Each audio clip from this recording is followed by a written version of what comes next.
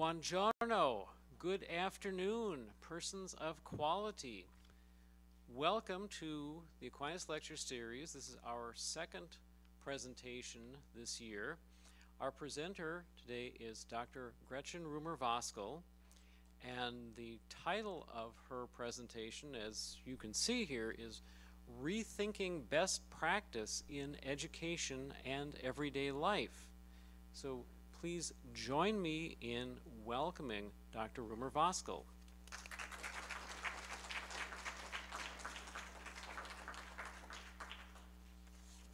Thank you. And I'd like to introduce myself before I begin because I see a lot of familiar faces, but some unfamiliar faces as well. I'm Gretchen Voskuil. I'm a member of the English department as well as the director of the Inquiry and Expression department.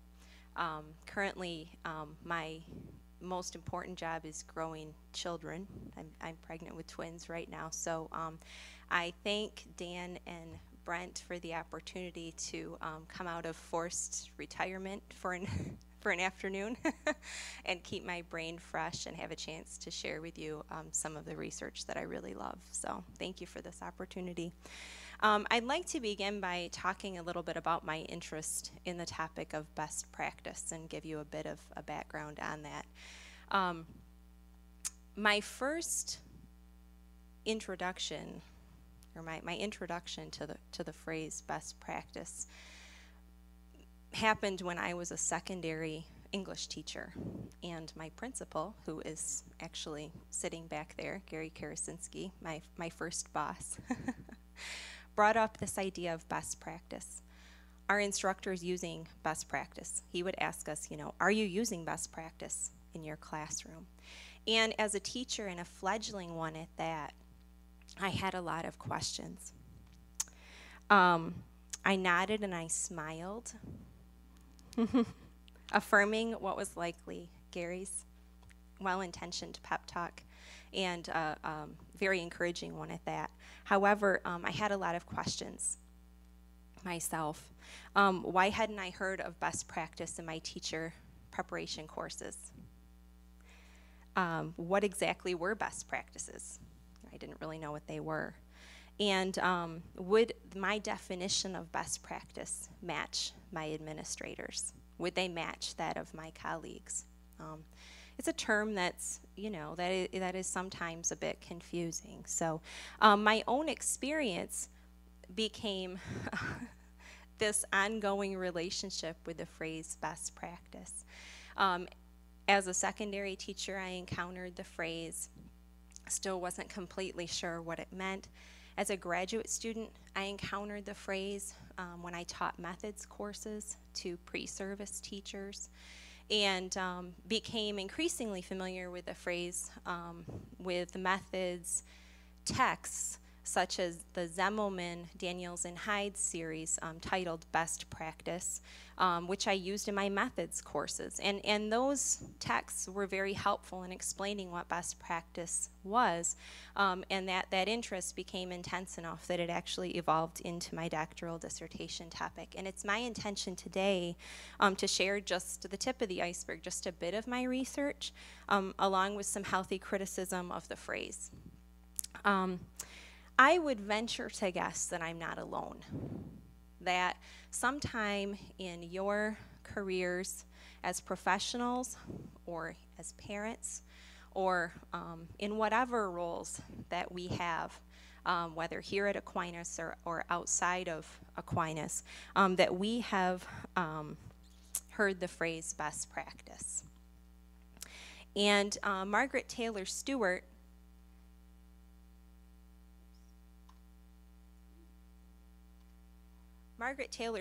says, we've become obsessed with using the term best practices in almost every aspect of our lives. And she even details this idea of mental health services, of divorce agreements, and even bank telling.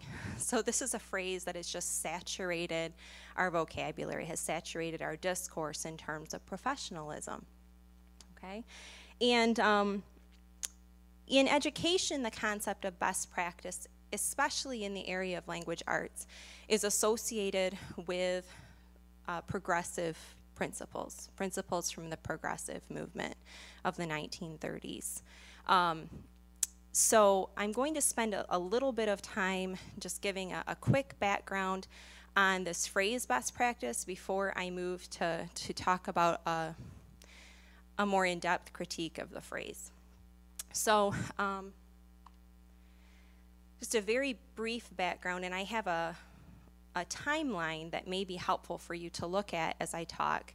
But the progressive movement is known to begin around the 1870s with Francis Wayland Parker and his use of the Quincy method.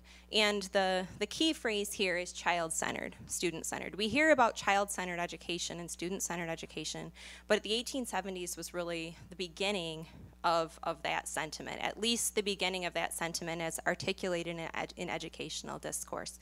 So it encouraged teachers to be child-centered and focused on children's natural development and interests.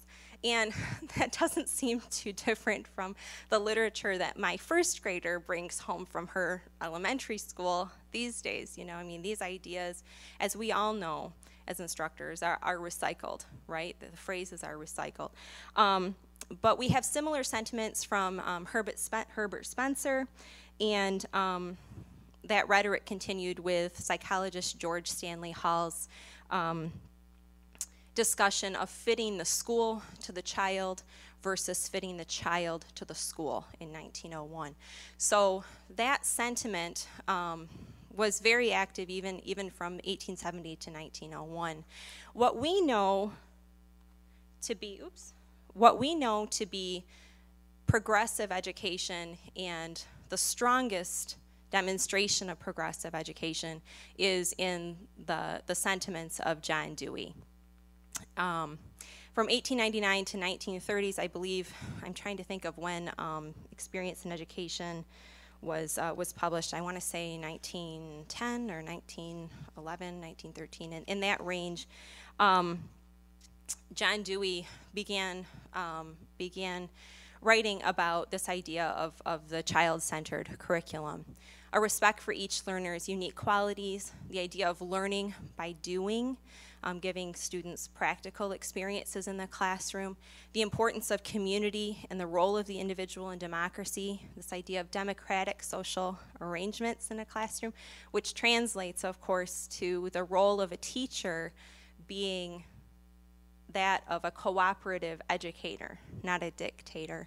And we can all think in our minds back to our own experiences as students and some teachers that sided with Dewey and perhaps didn't side with Dewey.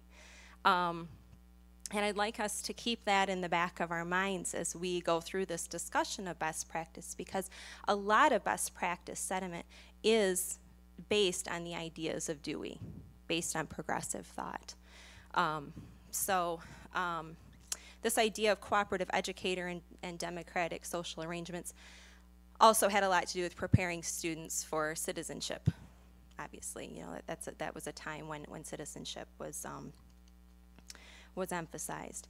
Now, we could stop right there and say, okay, that's a background on best practice.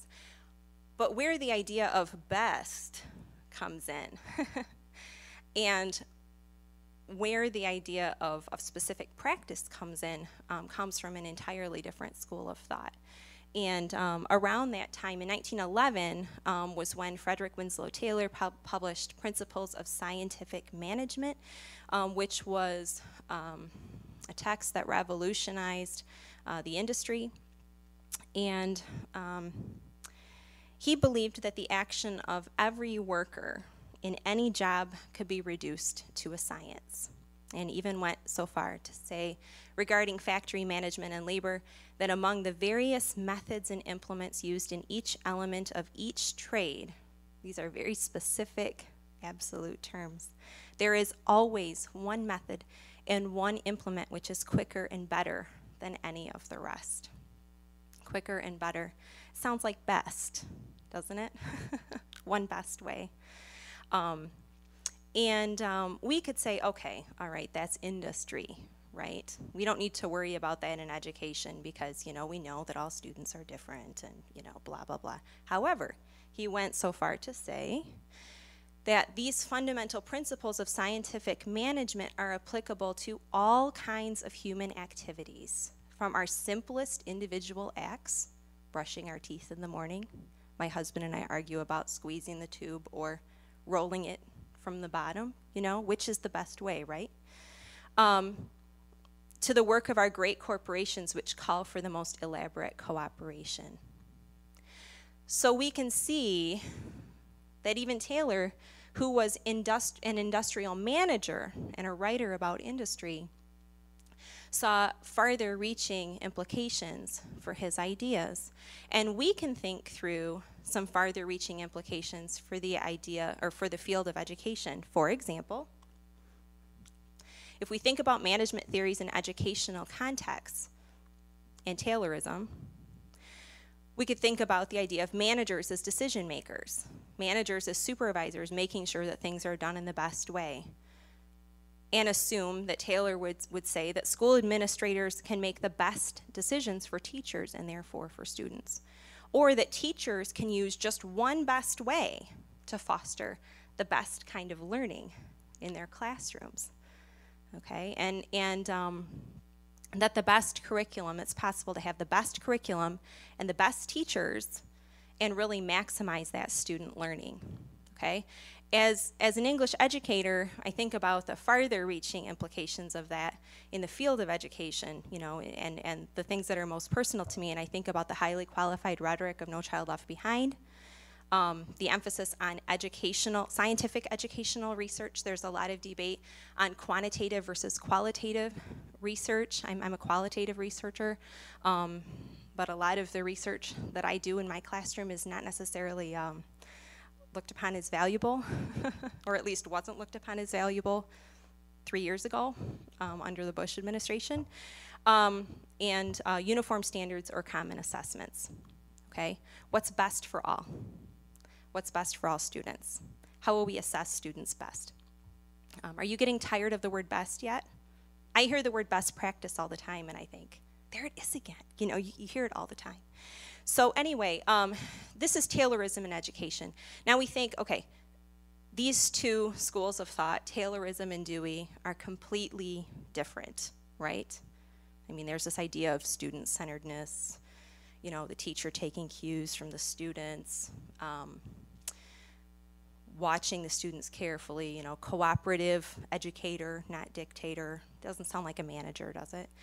But there's this really interesting marriage of the minds, which happened in 1915 between Dewey and Taylor, and I'd like to talk to you a little bit about that. John Taylor Gatto tipped me off to this idea, and there's a really interesting combination of Dewey and Taylor's ideas, okay?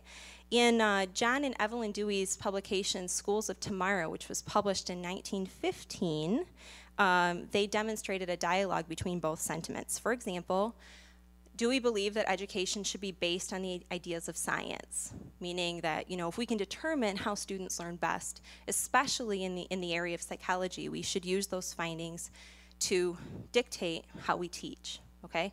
Now that makes sense, and we can give Dewey a little bit of leeway on that. Well, we can see how that could be taken to an extreme as well. Dewey also believed in this idea of the right implements being used for certain educational outcomes, which is definitely in line with the ideas of Taylor. And another really interesting idea is this, or interesting thing that happened, is the Gary Plan, which was a school in Gary, Indiana, that was set up by the Deweys, and it was their goal to use the school, and this was a school that, you remember what I said about practical experience, world experience? This was a school that was set up to prepare students for industry. So it was not to use the schools as tools of existing industrial systems, but to use industry and the ideas of industry for the reorganization of the schools. So they were taking their cues from industry, and if we can believe that in 1911, the ideas of Frederick, Winslow, Taylor were taking hold in industrial thought, we can safely assume, and in their profile of the Gary School, they outlined some very Taylorist ideas that happened at that school. So it's a very interesting marriage of the mind, and I think that the tensions between autonomy and community and the industry and the individual and the worker and the manager, the teacher and the student, they're still present in a lot of the rhetoric of best practice instruction today. So I think that that's one of the most important findings so far about best practice, is that it's not just this idea of student-centeredness and making sure that the teachers are following the cues of the students. The word best, that's a loaded term, and I'll be talking about that a little bit later. I'd like to just give a quick summary of the decline of the progressive movement, because it will help us to understand where we are today. First of all, the progressive movement became a victim of its own success, in that it became very formulaic in its approach.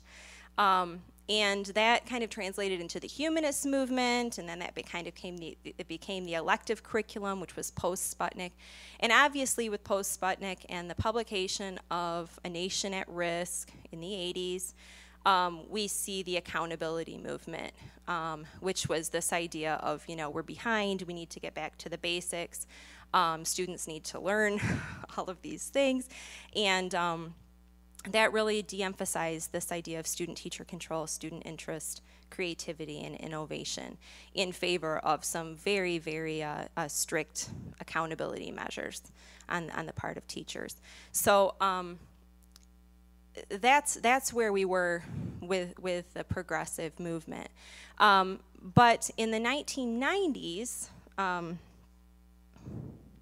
we see Zemmelman, Stephen Zemmelman, Harvey Daniels, and Arthur Hyde, who taught in the Chicago public schools and were frustrated with the conflicts of interest between what they were hearing and what they were seeing in their classrooms and what they were seeing in current educational research, which was conflicting with what they were being told to do as teachers. The three of them created I want to say it was a 25-page tabloid that gathered the state-of-the-art research on education up to that point, what practices were shown to work. Sounds kind of Deweyan, right? Going back to science. What was shown to work, and they labeled this tabloid best practice, and they printed out like 500 copies, and they dropped a bundle on every loading deck of every school in the district of Chicago. School district of Chicago. And that short tabloid, which was in the early 1990s, has generated over 400,000 copies. It's become a series of texts and a series of articles as well. But 400,000 copies as of like 2006. Okay, so it's continuing to sell. It's now in its third edition. And it's a very popular teacher preparation text. They've written some other texts, Methods That Matter. There's a school in Chicago that is dedicated to this idea of best practice principles. But the phrase best practice, as far as I can tell, in a pretty comprehensive review of educational literature, surfaced with Zemmelman, Daniels, and Hyde, this phrase. So while their efforts are notable, and we can thank them for preparing teachers and introducing teachers to these ideas of best practice, which they label as progressive, and their desire is for progressive best practice approach is to turn the traditional transmission model classroom upside down Students become active, responsible, and self-motivated learners, while the teacher drops the talking head role in favor of more powerful functions as model, coach, and collaborator. They label their own series as a progressive resurgence, and label themselves as Deweyan. Cooperative educator, right? Just like Dewey outlined. While this is notable, and while we can thank Zimmelman, Daniels, and Hyde for raising awareness of progressive education and progressive education approaches, I take issue with the series and how it espouses actual practices and specific strategies versus philosophies, okay? In other words, the series could become very prescriptive, formulaic for teachers, okay? And we know that the demise of the progressive movement, it met its own death, you know, basically by becoming formulaic in its approach. And their actual practices and specific strategies, this idea of prescriptive approaches conflict with Dewey, who said that the main test of learning is the ability of individuals to meet new social situations with habits of considered action. So he directed that teachers should use progressive theories flexibly. And Zimmelman, Daniels, and Hyde do talk about the importance of each teacher weighing each situation very carefully. It's a little problematic, however, if you look at the text and notice that the things that teachers will look at, especially teachers in training will look at, are things like tables, flowcharts, those kinds of things. There's little mention of that. I mean, teachers are looking for very quick solutions. They don't have a lot of time to read. Anyway, this idea of practice versus philosophy is also articulated by Ellen Bromley, who talks about how good teachers of writing find themselves somewhere in the middle. They're borrowing from the best from both product, which is Taylorist, and process, progressive approaches, to develop writers who are fluent, competent, and independent. So we do need to recognize this tension between the product, the actual practice itself, and the process, the mental habits that came about to do that. So with this idea in mind and this background in mind, I'd like to move to a more critical examination of the actual phrase best practice, and then I'll propose some follow-up ideas on that. First of all, the idea of best is problematic because as I've stated before, it has this idea of unquestioning authority. And we know as instructors, I'm looking into my audience and I'm seeing most of you teach, you know that learning is a very complex process. And learning any skill is a very complex process. So to say that one approach is best for anything, for that matter, is problematic. And Gambrell and Mazzoni back that idea up and say, no matter how well a particular practice is shown to be effective by research, optimal assessment and instruction can only be achieved when skillful, knowledgeable, and dedicated teachers are given the freedom and latitude to use their professional judgment, amen, to make instructional decisions that enable each child to achieve their literary potential. And we as instructors do appreciate that freedom. Now, I'm a professor here at Aquinas, and I was given a lot of latitude by my principal when I taught at the secondary level to make those decisions. I was trusted to be skillful, knowledgeable, and dedicated, and was given a lot of freedom in the classroom. But the current educational climate is one of pretty extreme mandates. So for a teacher to be told, this approach is best, it's been proven to be best, and you're going to use it in your classroom, that's problematic. Okay, the applications of that word are problematic, and we need to think seriously about whether we want to use that word when we're describing educational approaches.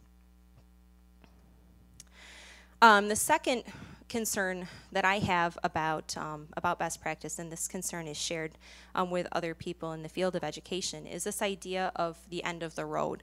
The word best has a finished quality, right? Are we limiting ourselves by using the word best? I teach writing. What if something better than the workshop approach comes along? Does that mean that I'm going to abandon that approach for something else? Is the word best limiting me in terms of thinking of other possibilities?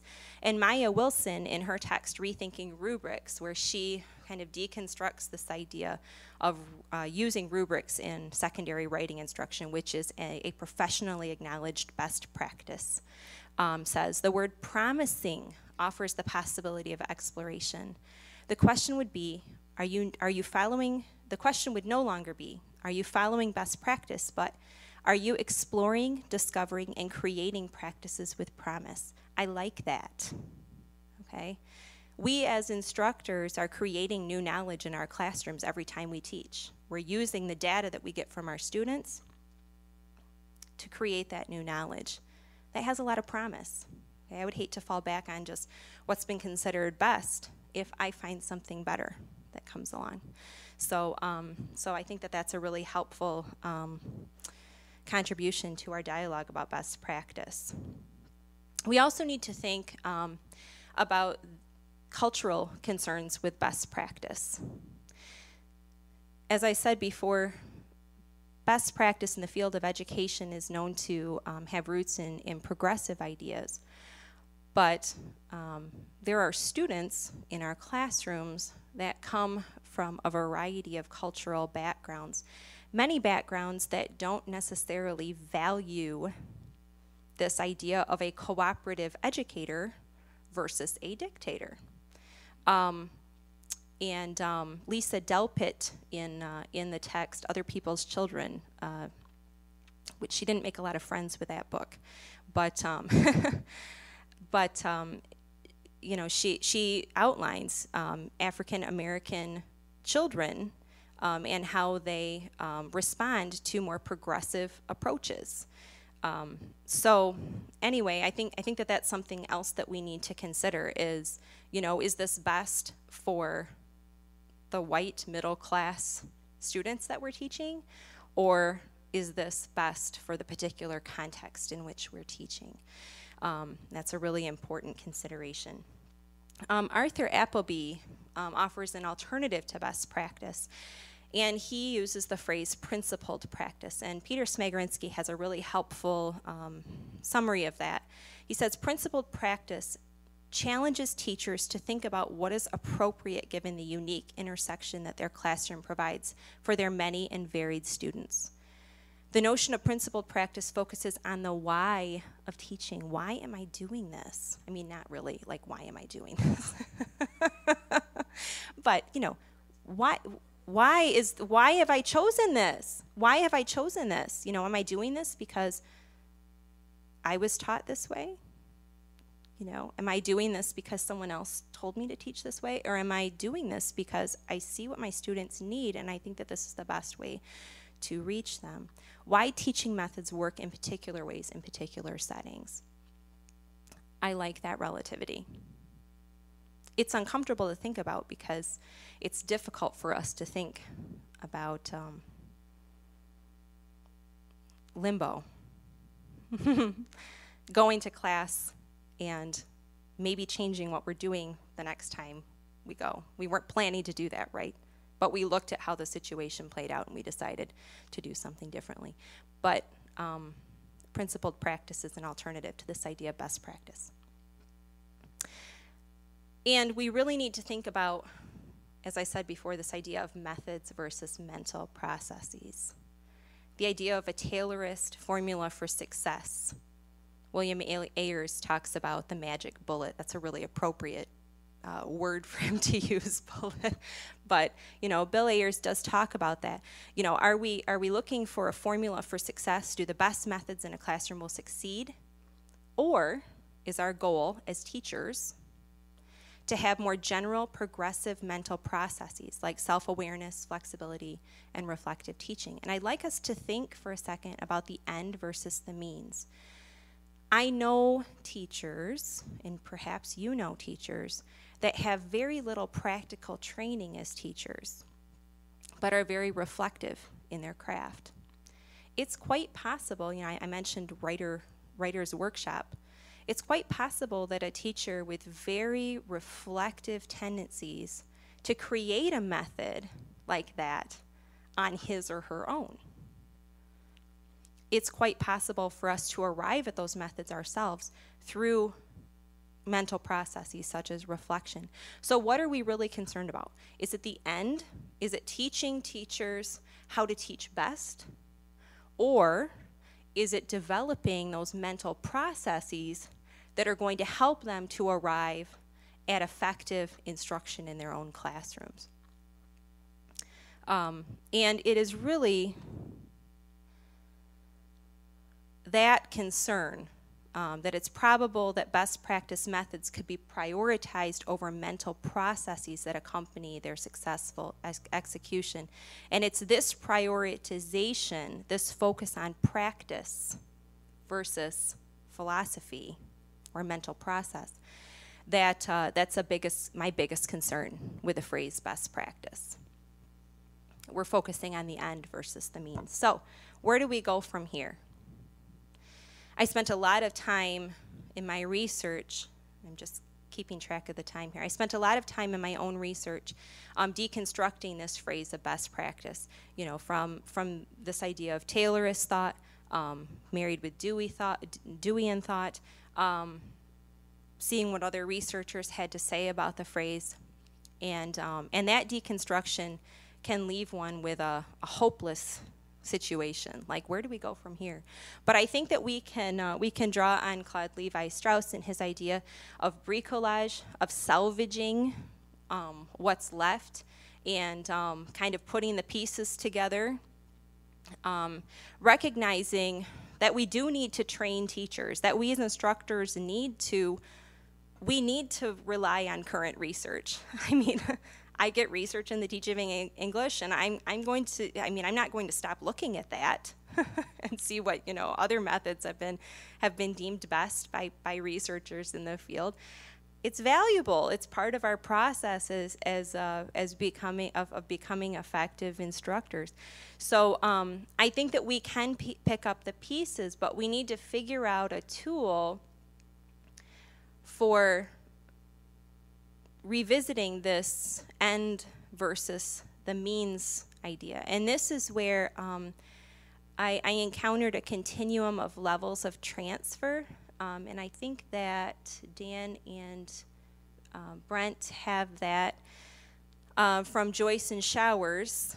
And I just realized, wow, I did not use the best method of using parentheses there. I have a dangling parentheses. That would not be deemed best in the field of English, or any field for that matter. I think we can agree on that at least. But Joyce and Showers outline this idea of levels of transfer, meaning when we adopt a practice as instructors, how are we using that practice? What kinds of mental processes accompany that practice? And in looking at that continuum, it goes from imitative use to executive use. And I'm going to explain for just a minute or two the difference between these levels. And I'd like you, while I'm explaining this, to think about your own techniques, your own educational techniques, perhaps something that you've found to be really effective in your classroom, and how that could be applied to what Joyce and Showers have to say. For example, if I were going to use the clustering technique, which is kind of an idea mapping or a brainstorming technique in my writing class, and I learned how to do that in one of my education courses, if I were a pre-service teacher. then maybe what I would do is teach, if I were imitative, I would teach the same exact way that I were taught, in a very imitative way, okay? If I were to move on to level 2, perhaps I would use it in a mechanical way, mechanical use, but I would vary it slightly. For example, you know, instead of having students, you know, cluster 3 ideas, maybe I would say, oh, I'm just gonna go crazy today and let's do like 4 ideas. Or, wow, I'm feeling adventurous, 5 ideas, you know. Perhaps if I became more comfortable with this technique, I would begin to use it routinely in my classroom. Maybe I would use clustering not just for that specific assignment, but I would think of another writing assignment that I could use that clustering for. So there would be some transfer of that idea, but it would be with still a specific model, a specific purpose. Level 4 is really where you begin to see a very developed and more expert use of a method. Perhaps I could see clustering as, if I were using clustering at a level 4 on the continuum, perhaps I would see clustering as effective in a peer review activity, or having students to craft their responses to a film as opposed to pre-write before writing an essay. So I'm seeing the purpose of the method in other areas of teaching. And finally, with level 5, I would be exhibiting a really developed understanding of the theories behind the method. I would understand who created this concept of clustering. I would understand when it's most appropriately used. I would be willing to vary it, and I would be using it in an expert fashion. So I think we need to ask ourselves, when we're training teachers to use best practices, to use practices that have been professionally acknowledged and proven by research, are we simply encouraging them to use these practices, or are we encouraging them to develop the habits of mind to move through this continuum and use these practices in very intentional ways, well-informed ways? And while this continuum, I would hate for this continuum to become prescriptive, like, okay, how can I move from level 1 to level 3, you know? That's not really the purpose of that. It's an explanation for it's perhaps an outward symbol of the kinds of mental processes that we take on when we use an educational method, teaching method. So my bottom line, and I'd like to leave some time for questions, my bottom line is that while it may be significant that a teacher adopt certain best practices, it's important for them to know about best practice, the informed intentional integration of these methods, including the transfer of knowledge to other areas of classroom teaching, are of even greater importance. And the bulk of my dissertation research focused on 3 classroom teachers and their use of methods that they learned from the National Writing Project, and whether those methods had transferred to other areas of classroom teaching. For example, the National Writing Project focuses on writing methods, seeing writing as a process. Were they seeing similar applications in the teaching of literature, teaching reading as a process that has lots of false starts and revisions of ideas and so on and so forth? So I can come back and talk to you about that. Or you can come over to my house sometime and I'll sit in a chair and talk to you about it all day if you want. But that's just a very basic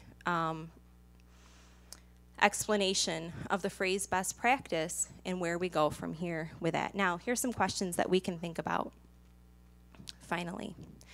In our experience, when has the idea of best practice been based on individual versus collective data? And in other areas, when has best practice advocated for more Taylorist, one best way approaches? Obviously, you know, when I think of medicine, the idea of medicine, I want to be served by a doctor who has a really clear understanding of medical research and what this one best way is, right? But I also want a doctor who listens too, and is individual in his or her approach. How do we know when a practice is best, and how do we continue to explore, discover, and create effective practice, as Maya Wilson in Rethinking Rubrics asks? And what grounds are existing curricula, the curricula that's in our classrooms? Is it based on best practice used in non-formulaic, flexible ways? And finally, and I think this is the most important question, will we as instructors take a stand against the stagnancy inherent in imitative use, the first level on Joyce and Shower's continuum, and commit ourselves to integrated or executive use of effective methods, whether in educational approaches or everyday life? And I think that takes a very, it takes a very specific commitment to our own willingness to examine our approaches and be very aware, to be meta aware of what's going on with ourselves and what's going on with our students. So at this point, I'd like to open up the floor to any questions or comments that you have, and you're welcome to talk. If you'd like to answer any of these questions, feel free. Are there any questions? I hope I know the answer. Go ahead, Gary. Yes.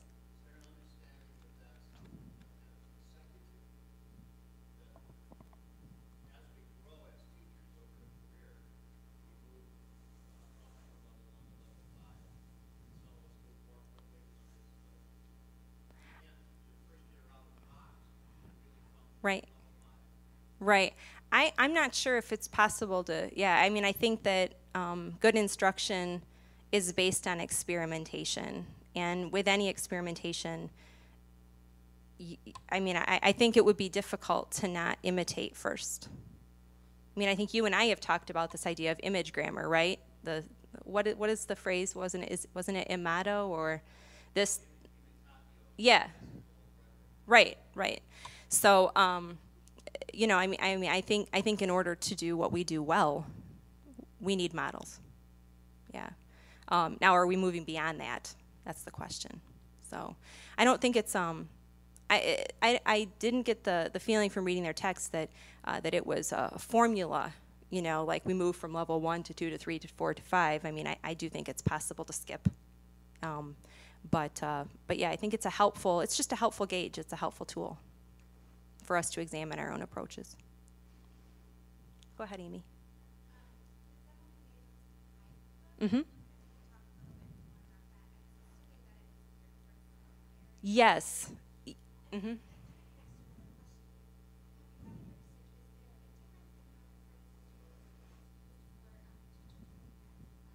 Mm-hmm. Right.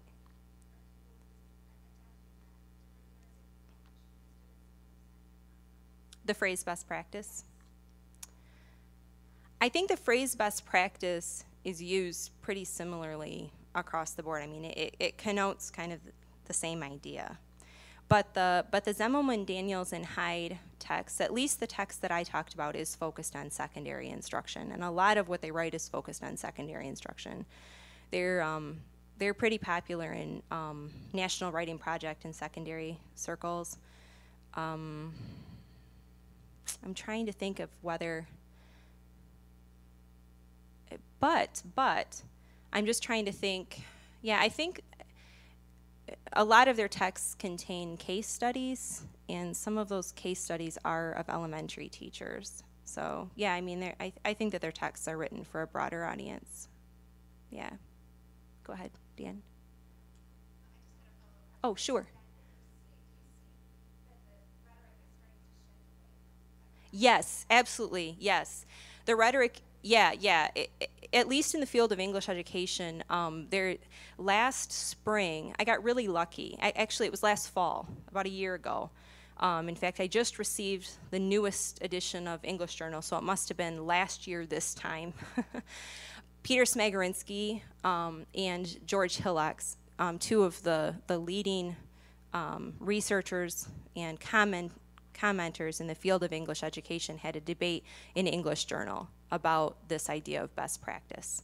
And it was really timely because I defended my dissertation in November. So, you know, I felt kind of ahead of the times, or like, see, you know, it's great that other people are talking about this. But yeah, there's been a debate about best practice. I think I'm not sure if people know what to do after that debate. We see it all the time still. I mean, and what do we say instead of best practice? I don't know. So, oh yeah, I do have a bibliography if you're interested in looking up more information about best practice. But any other questions or comments?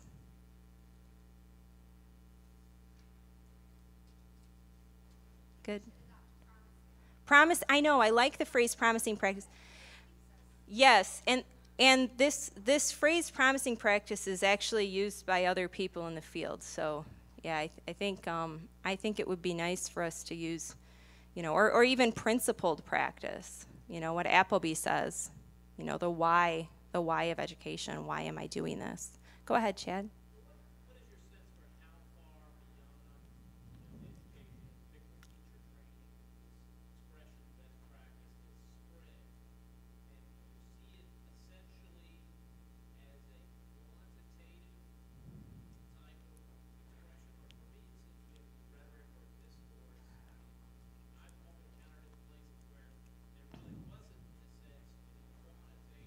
Mm-hmm. Mm-hmm. Right. I think the phrase is everywhere.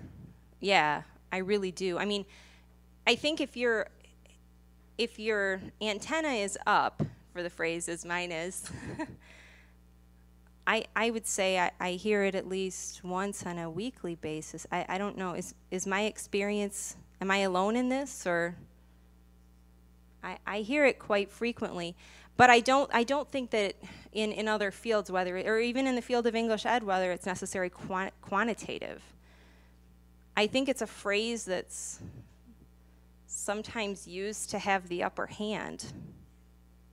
This is best practice, you know. And I might, if I were having a conversation with that student or with that person, I might say, well, what makes that best? How do you know?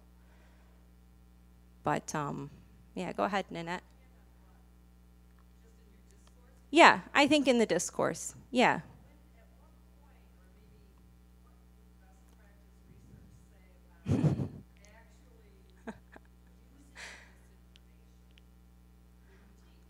Oh, I think that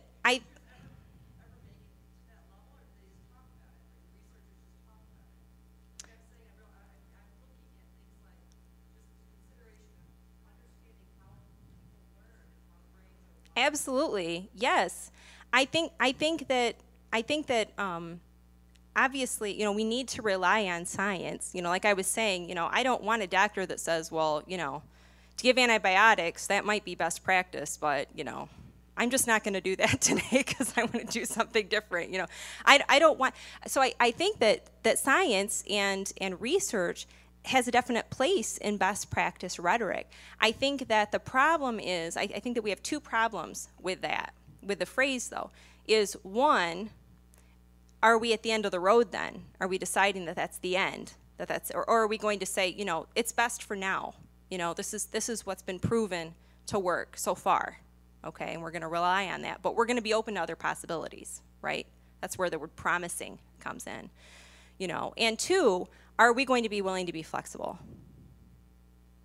in that, okay? And in our classrooms, are we going to be willing to weigh, you know, the student who, you know, writing workshop or the writing process, you know, the idea of drafting and pre-writing and all of it. You know, there are some students that process does not necessarily work. Are we as teachers going to be willing, are we going to be open to those other approaches when they present themselves? Even though the research says otherwise. I mean, essentially we're conducting we're committed to conducting action research in our own classrooms. Does that make sense? Yeah.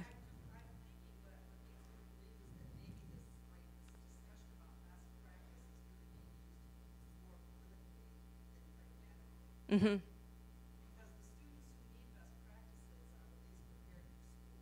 Mm-hmm. Mm-hmm. Mm-hmm.